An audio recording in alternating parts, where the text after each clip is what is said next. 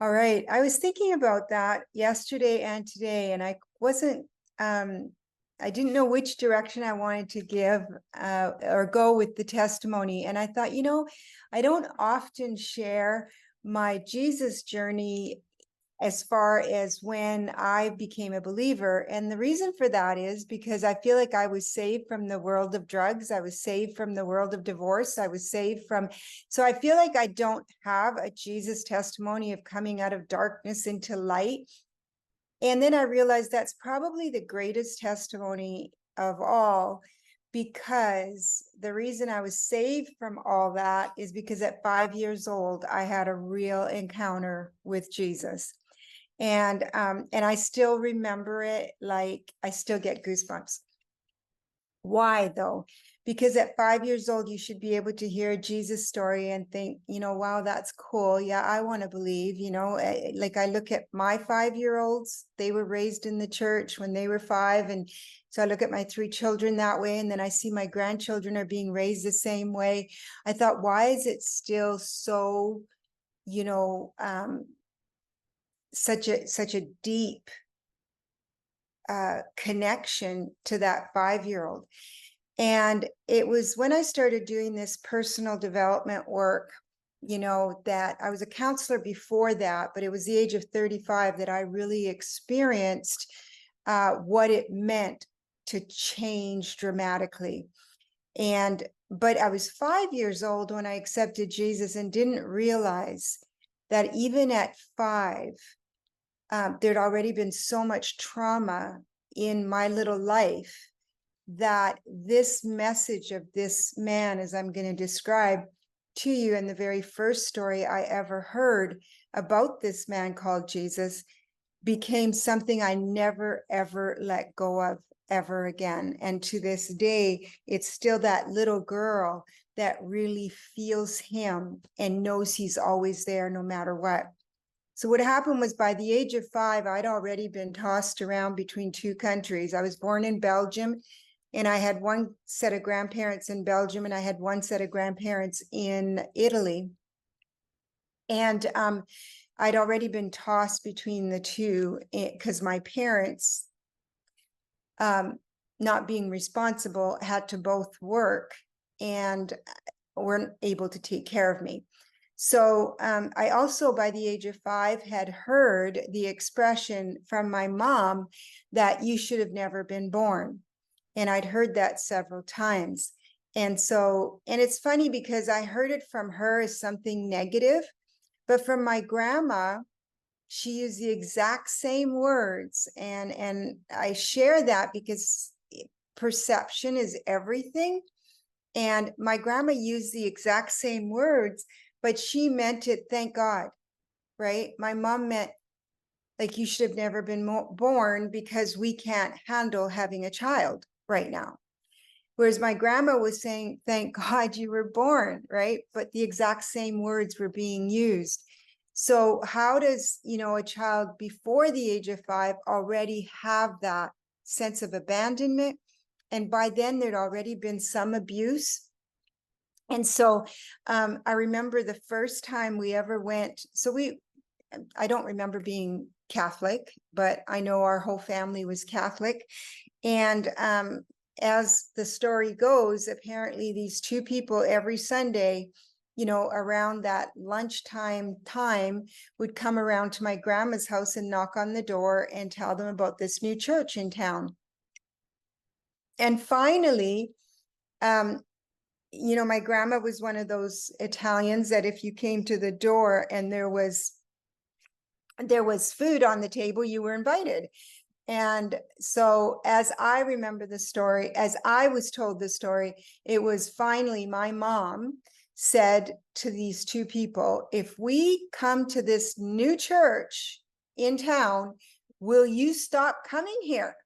And they said, yes, they would. So here we were as a family the next Sunday showing up at this church. And so that's kind of sets the scene.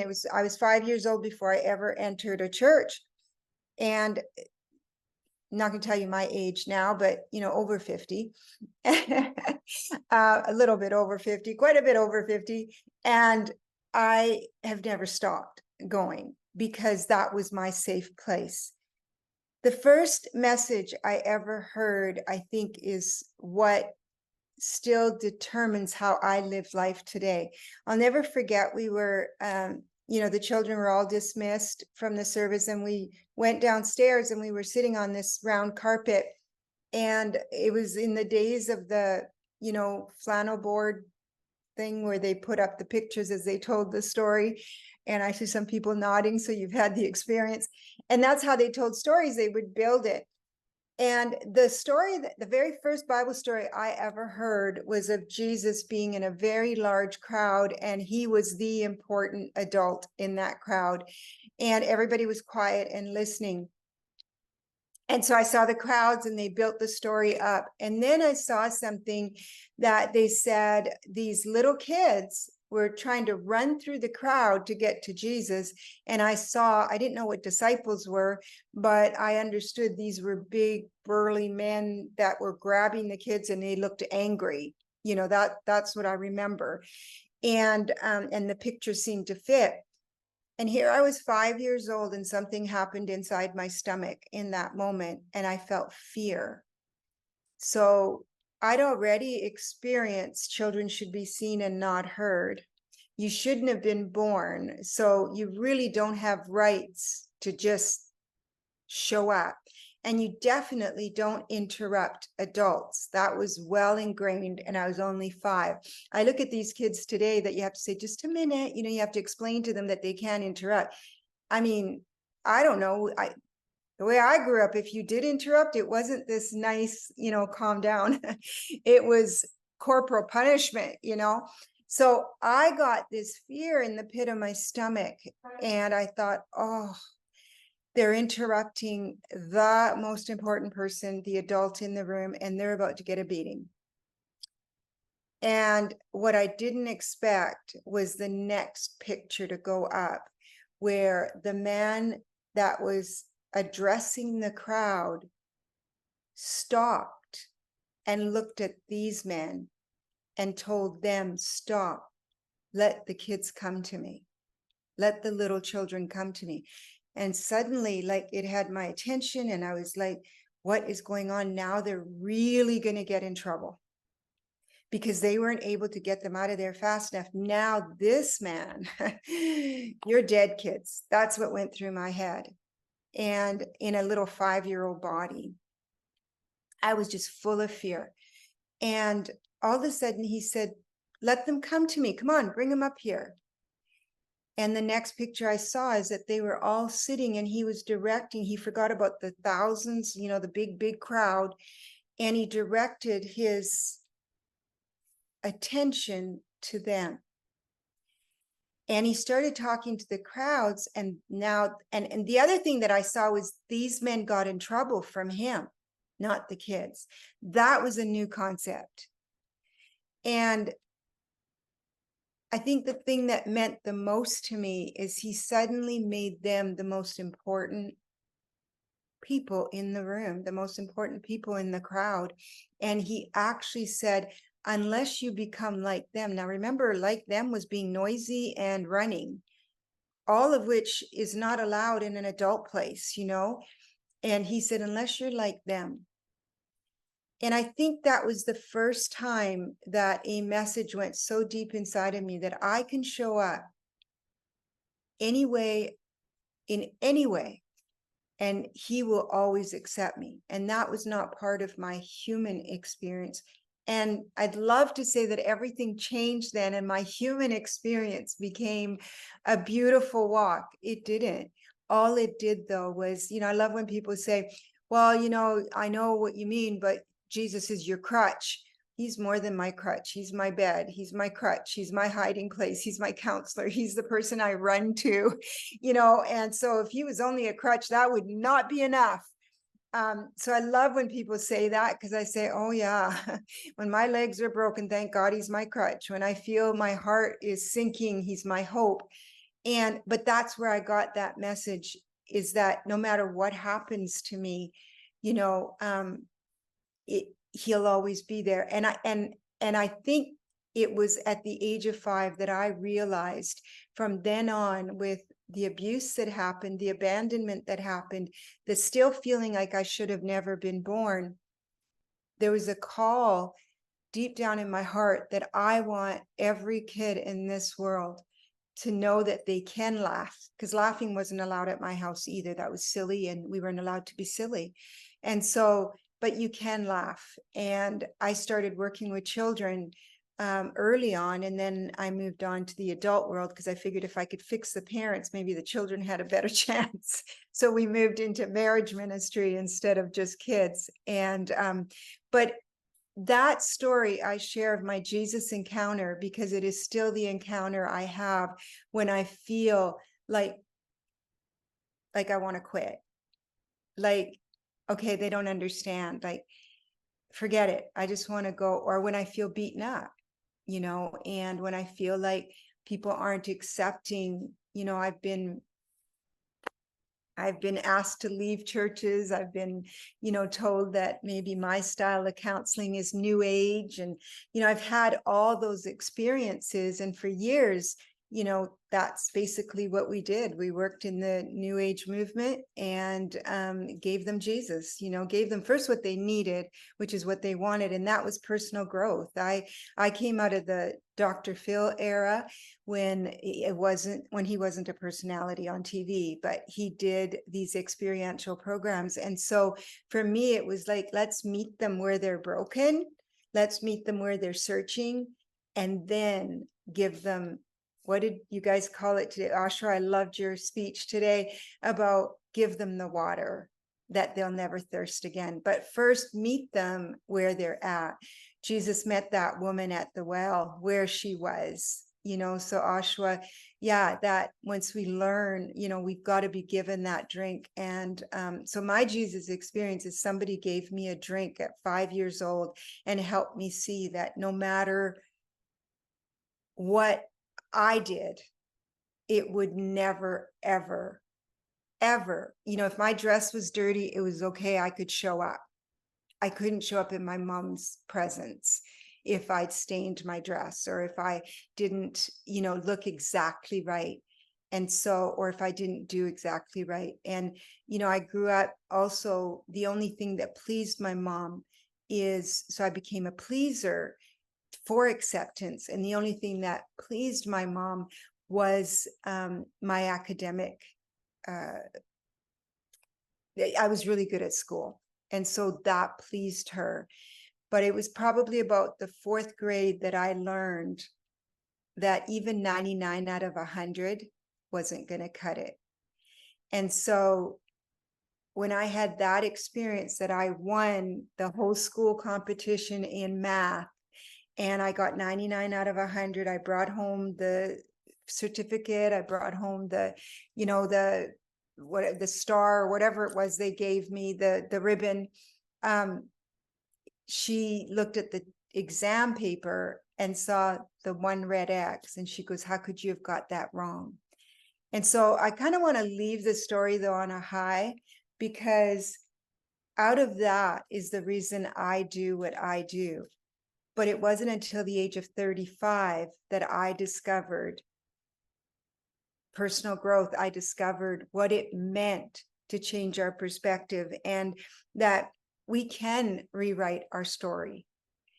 And our story really is, if we don't change our perception of the story, then our perception really is what determines our behavior. So if we react angry to something that, like there's good anger, there's bad anger. Most of us operate in the bad anger most of the time. I do.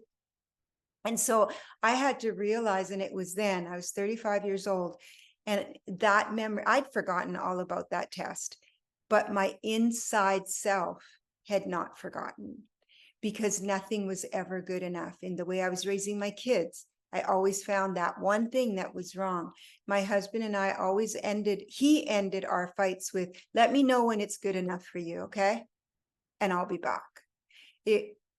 I operated out of that. But of course, then blame comes in, and I just thought my kids were lazy, my husband was lazy, and why can't you just do it right? Then I'll be happy, right? But what's right? Because he used to say my bar changed all the time. And so when I was able to go back and remember this 99, came back to my memory as I looked at things that were hurtful in my past, it was this 99 out of 100 that really stuck out. And that's where the not good enough came from, only I didn't realize it. So how was I going to change my perception on that? And, when I actually began to realize, okay, here's the reveal part. I have to heal this. That happened when I was 8, 9 years old. I have to heal this now. And so part of healing for me was rewriting the story. I went back and I looked, and you know what? My mom did say those words, but my perception came from a child who'd been rejected that shouldn't be born.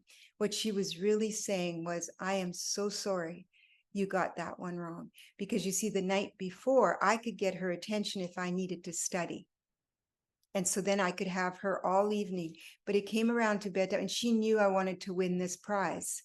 She knew, so she helped me study for it. And she finally said, look, it's good. You've got it. She goes, no, Mom, I still can't get this one. And there was one equation, one problem solving one that I couldn't get. And I started crying and I wouldn't go to bed. She goes, okay, let's try it one more time. And finally, I got it right.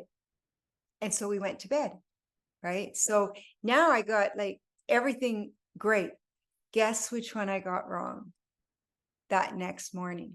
Now, do you see how it changes perception? Because when I actually looked at what my mom's eyes fell on, that one red X, it wasn't that she was disappointed me. I got the ribbon.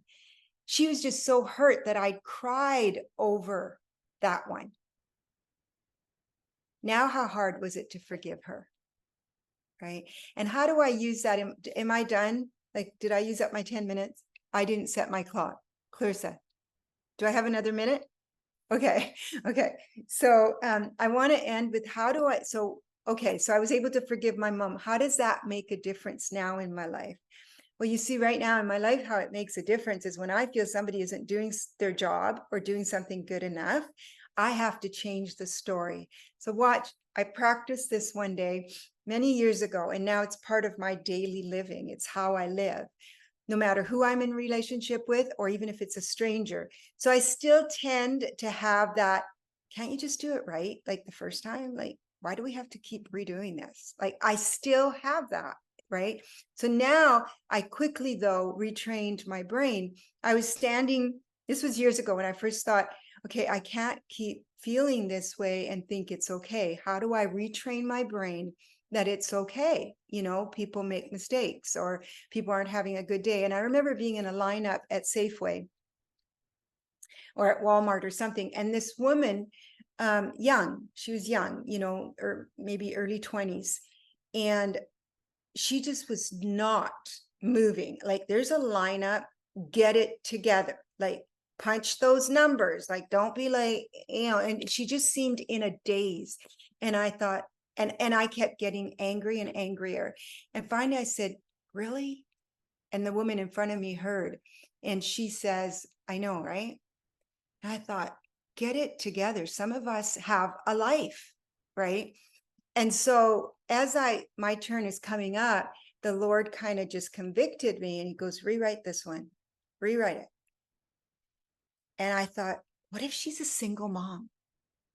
What if she just had to, and has to work, What if she just left a sick kid at home to make it to her shift and hasn't slept all night because the kid has fever, And I started making all these stories up in my head so that I could just calm myself down. So I'm rewriting the story, of this girl that looks really like she shouldn't be there and somebody else should have her job. I'd already figured out the whole script. If you don't like your job, get out, like let somebody else do the job and you should be fired. I mean, I'd done all that and now I'm rewriting. And so finally my turn comes up and I just feel this, I can breathe and it's okay. And all of a sudden waiting didn't become, but it's not a true story. I made it up, right? But I needed to ignite compassion somehow so that I could fix my day because now I was going to leave there, and this girl that wasn't together was going to ruin my day. And I said to her, I said, hey, how you doing? You seem a bit tired. She says, I am just a little bit tired. I'm sorry. I'm moving a little slow this morning. She goes, and I said, I'm so sorry. Hopefully your day goes better. And she goes, yeah, I'm hoping my kid will be okay. You know, she said my baby was up all night, and I don't know what she said, he had fever or whatever. She goes, but, you know, thank you for noticing. And I said, listen, you should be at home with your baby, but I appreciate that you're here today. And I said, I'll say a little prayer for your, I don't know what I said. This was 20 years ago now, but just to give you an idea, you know, that once I changed my perspective, and now I do it every day, you know, I counsel people all day. As a matter of fact, I was late getting on here because I was on a counseling call, bit of a crisis call. And I have to rewrite the story because sometimes I feel like well, if you would just do this, you know, like maybe you'll get a different result, you know, especially when I deal with infidelity. I'm like, well, what did you expect would happen? Like, how did you expect this was going to turn out? Right. And I have to rewrite it and realize, hey, we all have moments of insanity. We all have, but are we going to live under that for the rest? Or can we rewrite? I have to rewrite the story for myself sometimes, you know, to give myself grace. Definitely had to rewrite it for my kids. So, by the way, I'm done. Happy anniversary, China. Thanks, Tina. Yeah, Thank I you saw your live yesterday for a few minutes.